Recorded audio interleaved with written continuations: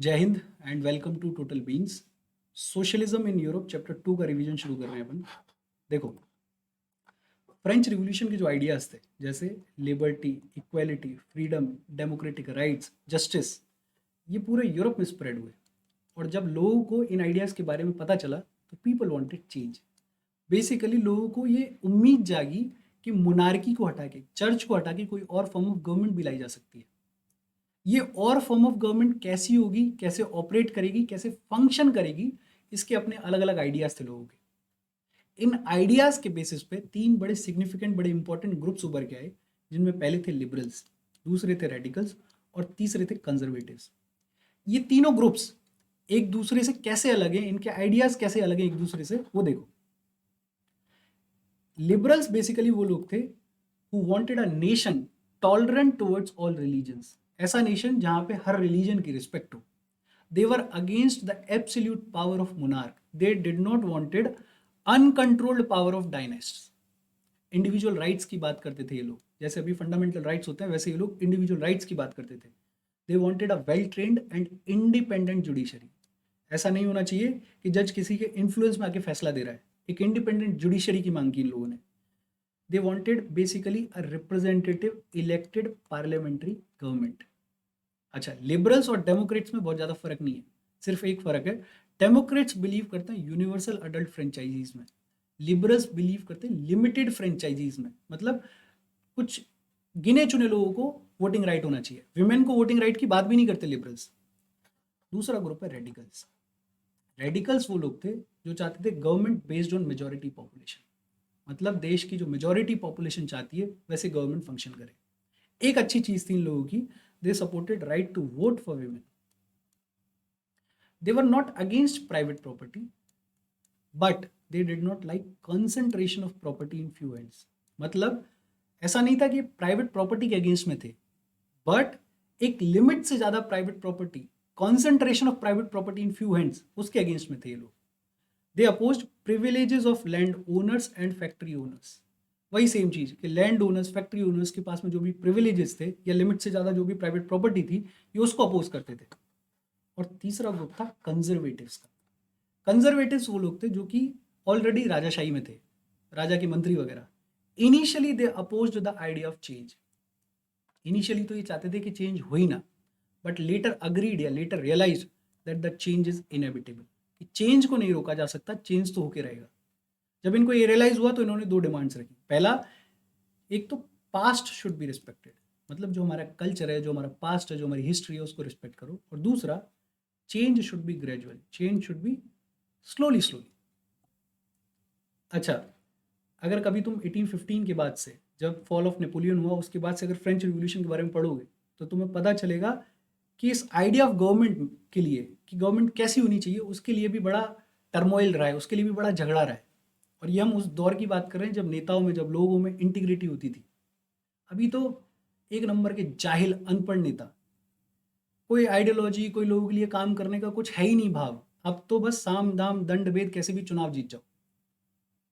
पर नेताओं को ब्लेम करना गलत है, बिकॉज इसके लिए रिस्पॉन्सिबल है पढ़े लिखे लोग, हम और आप। एक तो 50% पॉपुलेशन तो वोट ही नहीं देती, और जो 50% पॉपुलेशन वोट देती है उसमें से 40% ऐसी है जिसको एक पैग पिला दो और 100 रुपए दे दो, अपना वोट बदलने को आधी रात तैयार।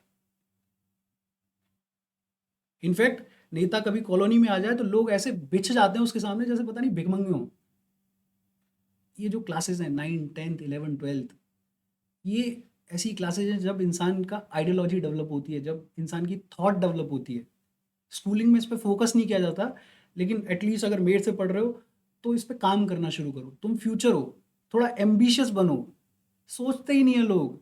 लोग सोचते हैं कैसे भी 30-40 हज़ार की नौकरी लग जाए। अरे सोचो, तुम्हें प्राइम मिनिस्टर बनना है, चीफ मिनिस्टर बनना है, क्लर्क का सोचो ही मत, कलेक्टर का सोचो ना। इंपॉर्टेंट है कि अभी अपना विजन बड़ा करो, अभी अपना थॉट बड़ा करो, अपने थॉट प्रोसेस को समझो। ये चौराहे पे खड़े होके मुंह में सिगरेट लगा के लड़कियों को ताड़ना, ये कोई जिंदगी नहीं है, जानवर भी कर लेते हैं। तो कुछ एम्बिशियस बनो, कुछ अपना थॉट प्रोसेस डेवलप करो। और जो अपने आसपास सोसाइटी में देख रहे हो, ये सब वर्कर्स हैं, एमएलएज, एमपी, सर्वेंट्स हैं। सर पे नहीं बिठाना इनको, वरना तो जिंदगी जैसे चल रही है वैसे चलती रहेगी, ऐसे ही कटेगी। कुछ बड़ा करना है तो थोड़ा अपने थॉट प्रोसेस पे काम करो, थोड़ा एम्बिशियस बनो। अच्छा, ये जो लिबरल्स, रेडिकल्स और कंजर्वेटिव्स की बात हो रही है, ये था यूरोप में उस टाइम पे पॉलिटिकल सिचुएशन। अब देखो सोशल सिचुएशन क्या है, सोशो इकोनॉमिक सिचुएशन क्या है। 1850s में एक बड़ा इंपॉर्टेंट, बड़ी प्यारी चीज हुई जिसे बोलते हैं इंडस्ट्रियल रिवोल्यूशन, नई नई इंडस्ट्रीज का आना। इंडस्ट्रियल रिवोल्यूशन में जो सबसे बड़ा कंट्रीब्यूशन है वो है रेलवेज का, एक्सपेंशन ऑफ रेलवेज का। रेलवेज जब आई तो इंडस्ट्रियल रिवोल्यूशन या इंडस्ट्रीज की ग्रोथ बहुत ज़्यादा हुई। उसका रीज़न बड़ा सिंपल कि रेलवेज की वजह से कनेक्टिविटी ईजी हो गई, ईजी भी हो गई और चीप भी हो गई। अब जब इंडस्ट्रीज आई तो नए नए इंडस्ट्रियल रीजन्स बनना शुरू हुए, नई नई सिटीज़ बनना शुरू हुए। लेकिन इसकी वजह से कुछ प्रॉब्लम्स भी आए कि जब लोगों ने नए इंडस्ट्रीज लगाए तो उन्होंने वर्कर्स को एक्सप्लॉइट करना शुरू किया। कैसे? लॉन्ग वर्किंग आवर्स, 15-15, 18-18 घंटे काम करवा रहे हैं, पुअर वेजेस, सैलरी जितनी कम से कम हो उतनी कम से कम सैलरी दे रहे हैं। एक प्रॉब्लम आया अनएम्प्लॉयमेंट का। ये सरप्राइजिंग है कि नए इंडस्ट्रीज लग रहे थे उसके बावजूद भी अनएम्प्लॉयमेंट का प्रॉब्लम आ रहा था। उसका रीज़न क्या था कि ये जो इंडस्ट्रीज लग रहे थे, इनके प्रोडक्ट की जब डिमांड होती थी तो ये लोगों को हायर कर लेते थे, और जैसे ही प्रोडक्ट की डिमांड कम हुई लोगों को निकाल देते थे। और एक दूसरा रीज़न ये था कि जब गांव के लोगों को पता चला कि शहर में इंडस्ट्रीज लग रही हैं तो और ट्रैक्टर भर भर के आए। अब इंडस्ट्रीज की एक लिमिट है ना लोगों को हायर करने की, लिमिट से ज़्यादा आएंगे तो इंडस्ट्रीज भी हायर नहीं कर पाएंगी, तो उसकी वजह से क्रिएट हुआ अनएम्प्लॉयमेंट। एक चीज़ और हुई कि ये जो लोग आ रहे थे ये कोई पैसे वाले लोग तो थे नहीं, नए सिटीज़ बने, वो अभी भी प्लैंड नहीं बनते सिटीज़, तो उस जमाने में तो क्या ही बनेंगे। तो इन लोगों ने ऐसे झुग्गी झोंपड़ी वगैरह वगैरह में रहना शुरू किया। तो एक तो हाउसिंग का प्रॉब्लम आने लगा और दूसरा सैनिटेशन का, साफ सफाई का प्रॉब्लम आने लगा।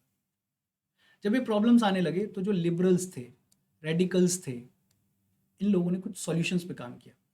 और दूसरा ये भी था कि ज़्यादातर इंडस्ट्रीज या तो लिबरल्स के पास में थी या रेडिकल्स के पास में थी, तो इन्होंने सॉल्यूशन के तौर पे ये कहा कि एक तो हमें अपनी पॉपुलेशन को एडुकेट करना चाहिए और दूसरा हेल्थ फैसिलिटीज़ प्रोवाइड करनी चाहिए। मतलब एडुकेटेड एंड हेल्दी सिटीजन्स हमें क्रिएट करने चाहिए। अब ये दो धारी तलवार है, दो फायदे हैं इसके।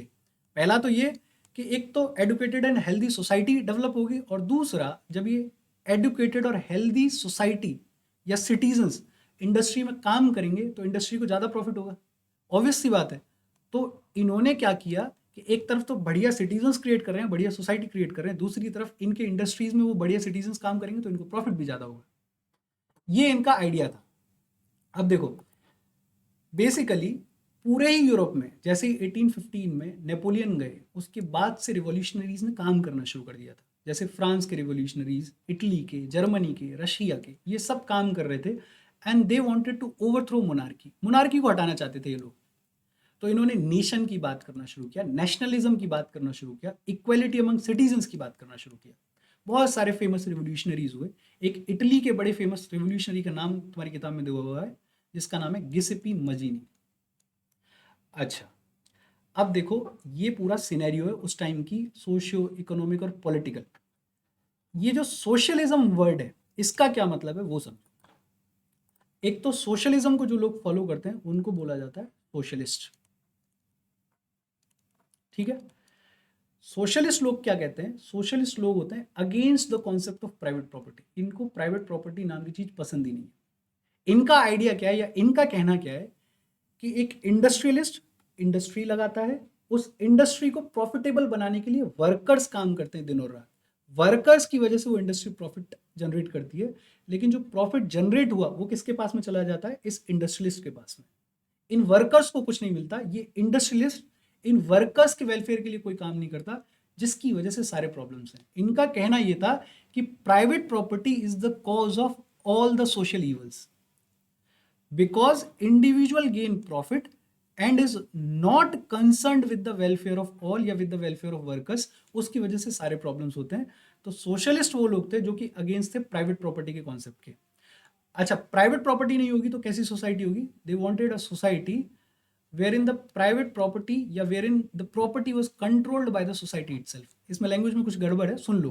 they wanted to create a society wherein the property was to be controlled by the society itself and not individuals। अच्छा, अब ये ऐसा थोड़ी है कि हर कोई मैनेज करना शुरू कर देगा, तो फिर वो मैनेज कैसे होगी प्राइवेट प्रॉपर्टी? सोशली मैनेज कैसे होगी? उसके क्या आइडियाज है? उसके आइडियाज, एक तो आदमी थे रॉबर्ट ओवन। इन्होंने क्या बोला कि कोऑपरेटिव्स हमें बिल्ड करनी चाहिए और कोऑपरेटिव्स के थ्रू सोसाइटी को सोसाइटी की प्रॉपर्टी को मैनेज किया जाना चाहिए। इनफैक्ट इन्होंने अपनी एक कोऑपरेटिव कम्युनिटी बिल्ड करने की भी कोशिश की थी, जिसका नाम है न्यू हार्मनी। दूसरे थे लुइस ब्लैंक। लुइस ब्लैंक ने बोला कि government should encourage cooperatives and replace capitalist. Capitalist पे अपन बात करेंगे, लेकिन जो सबसे इंपॉर्टेंट आदमी है इस कॉन्टेक्स्ट में वो है ये कार्ल मार्क्स। ये बहुत इंपॉर्टेंट आदमी है हिस्ट्री में। इनफैक्ट जब इसको पढ़ा जाता है इसका बहुत इन्फ्लुएंस है हिस्ट्री में। कार्ल मार्क्स बेसिकली क्या कहते थे? कार्ल मार्क्स कहते थे कि जो इंडस्ट्रियलिस्ट सोसाइटी है, दैट इज जो कैपिटलिस्ट सोसाइटी है। कैपिटलिस्ट का मतलब सरल भाषा में, आसान भाषा में ये कि जो लोग प्रॉफिट के लिए काम करते हैं, जो लोग इंडस्ट्रीज जो प्रॉफिट के लिए काम करते हैं, सिर्फ और सिर्फ प्रॉफिट के लिए काम कर रहे हैं, उन्हें बोला जाता है कैपिटलिस्ट। तो कार्ल मार्क्स कहते थे कि इंडस्ट्रियलिस्ट सोसाइटी या कैपिटलिस्ट सोसाइटी वर्कर्स को एक्सप्लॉइट करती है, और इसको इन्होंने नाम दिया कैपिटलिस्ट एक्सप्लॉइटेशन। मतलब कि एक इंडस्ट्रियलिस्ट इंडस्ट्री लगाता है, वही सेम कॉन्सेप्ट है सोशलिज्म वाला। इंडस्ट्रियलिस्ट इंडस्ट्री लगाता है, इंडस्ट्री में प्रॉफिट किसकी वजह से जनरेट होता है? वर्कर की वजह से। ये इंडस्ट्रियलिस्ट इस इंडस्ट्री में प्रॉफिट कमाने के लिए वर्कर्स को एक्सप्लॉइट करता है कि जितना कम सैलरी हो उतनी कम सैलरी में ज़्यादा से ज़्यादा काम लेने की कोशिश करेगा, और जो प्रॉफिट जनरेट होगा उस प्रॉफिट से अपना फायदा करेगा, इन वर्कर्स के लिए कोई फायदा नहीं करेगा। तो बेसिकली कैपिटलिस्ट इन वर्कर्स को एक्सप्लॉइट करता है, जिसे बोला जाता है कैपिटलिस्ट एक्सप्लॉइटेशन। इन्होंने बोला कैपिटलिस्ट एक्सप्लॉइटेशन। मार्क्स ने क्या कहा कि वर्कर्स नीड टू ओवरथ्रो, उखाड़ के फेंक देना चाहिए वर्कर्स को। Workers needs to overthrow capitalism and rule of private property. इन्होंने बोला कि जो कैपिटलिस्ट सोसाइटी है वो वर्कर्स को एक्सप्लॉइट करती है, जिसको इन्होंने नाम दिया कैपिटलिस्ट एक्सप्लॉइटेशन। और इन्होंने कहा कि वर्कर्स को कैपिटलिज्म और रूल ऑफ प्राइवेट प्रॉपर्टी को उखाड़ के फेंक देना चाहिए, and then they should construct a society where all the property was socially controlled, या फिर where all the property was controlled by the have nots और बाय द पुअर्स और by the workers itself. Basically एक ऐसी society जहां पे पूरी property को मैनेज करे सोसाइटी इटसेल्फ, जहां पूरी प्रॉपर्टी को मैनेज करे वर्कर्स या फिर पुअर्स, हैव नॉट्स। ऐसी एक सोसाइटी बननी चाहिए। इस सोसाइटी को कार्ल मार्क्स ने बोला कम्युनिस्ट सोसाइटी। एक डिस्क्लेमर है, कार्ल मार्क्स ने जिस कम्युनिस्ट सोसाइटी की बात की उस पर कोई डिटेलिंग नहीं दी कि ये कम्युनिस्ट सोसाइटी कैसी होनी चाहिए, उस पर बहुत ज़्यादा बात नहीं करी। आज प्रेजेंट टाइम्स में जो भी कम्युनिस्ट सोसाइटीज एग्जिस्ट करती हैं वो अपने अपने हिसाब से, जिन्होंने जैसा समझा कार्ल मार्क्स को, वैसे सोसाइटी बना ली। कार्ल मार्क्स ने बहुत ज़्यादा बात नहीं करी इस पर, तो कार्ल मार्क्स के कॉन्टेक्स्ट में ये नेग्लिजिबल सी बात है। अब देखो आगे, कार्ल मार्क्स हो गए। ये जो सोशलिज्म है ये पूरे यूरोप में स्प्रेड हुआ। इसका इंटरनेशनल स्प्रेड तुम्हें देखने को मिलेगा। कैसे? एक बॉडी बनी, इंटरनेशनल बॉडी बनाई सोशलिस्ट लोगों ने, जिसका नाम था सेकंड इंटरनेशनल। क्या नाम था? Second international. जर्मनी में एक सोशलिस्ट ने पार्टी बनाई, सोशल डेमोक्रेटिक पार्टी। 1905 तक ब्रिटेन में एक सोशलिस्ट ने पार्टी बनाई, जिसे बोलते हैं लेबर पार्टी। फ्रांस में एक सोशलिस्ट की पार्टी बनी, सोशलिस्ट पार्टी। मतलब पूरे यूरोप में सोशलिज्म का स्प्रेड देखने को मिला। अच्छा, यहाँ तक है सोशलिज्म। इसके बाद शुरू होगा रशियन रिवॉल्यूशन, वो अगले लेक्चर में देखेंगे। कोई डाउट या फिर कोई सजेशन हो प्लीज़ कमेंट। बाकी अपना ध्यान रखो, माता पिता का ध्यान रखो, पढ़ते रहो। Thank you very much.